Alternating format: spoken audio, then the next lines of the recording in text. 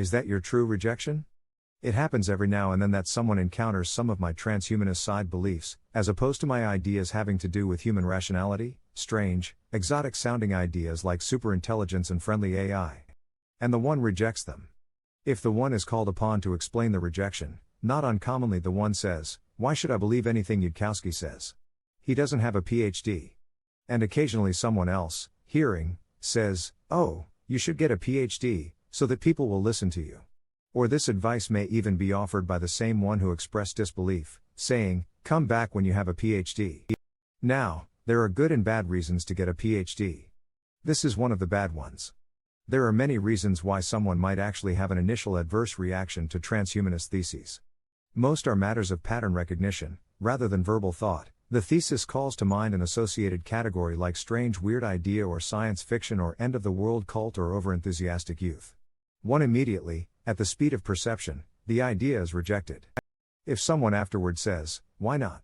this launches a search for justification, but the search won't necessarily hit on the true reason. By true reason, I don't mean the best reason that could be offered. Rather, I mean whichever causes were decisive as a matter of historical fact, at the very first moment the rejection occurred. Instead, the search for justification hits on the justifying sounding fact: this speaker does not have a PhD.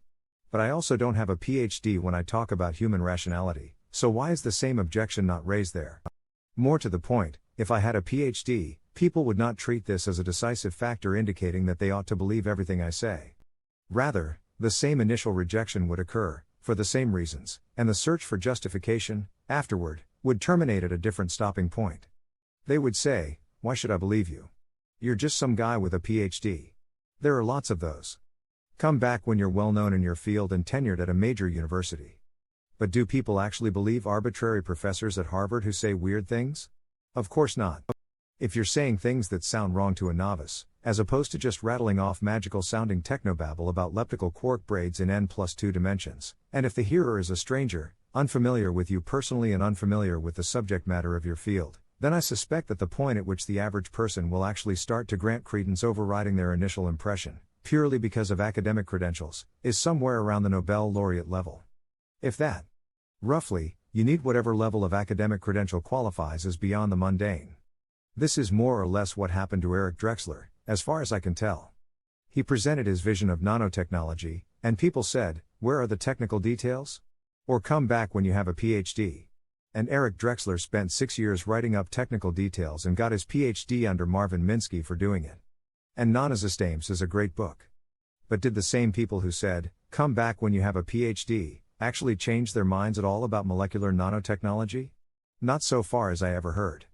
This might be an important thing for young businesses and new minted consultants to keep in mind, that what your failed prospects tell you is the reason for rejection may not make the real difference, and you should ponder that carefully before spending huge efforts. If the venture capitalist says, "If only your sales were growing a little faster." Or if the potential customer says, "It seems good, but you don't have feature X," that may not be the true rejection.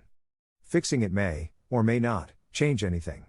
And it would also be something to keep in mind during disagreements. Robin Hanson and I share a belief that two rationalists should not agree to disagree. They should not have common knowledge of epistemic disagreement unless something is very wrong. I suspect that, in general, if two rationalists set out to resolve a disagreement that persisted past the first exchange, they should expect to find that the true sources of the disagreement are either hard to communicate, or hard to expose. For example, uncommon, but well-supported, scientific knowledge or math. Long inferential distances. Hard to verbalize intuitions, perhaps stemming from specific visualizations. Zeitgeists inherited from a profession, that may have good reason for it. Patterns perceptually recognized from experience. Sheer habits of thought. Emotional commitments to believing in a particular outcome. Fear that a past mistake could be disproved. Deep self-deception for the sake of pride or other personal benefits.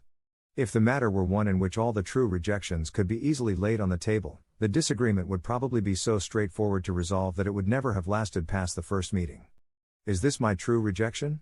Is something that both disagreeers should surely be asking themselves, to make things easier on the other person.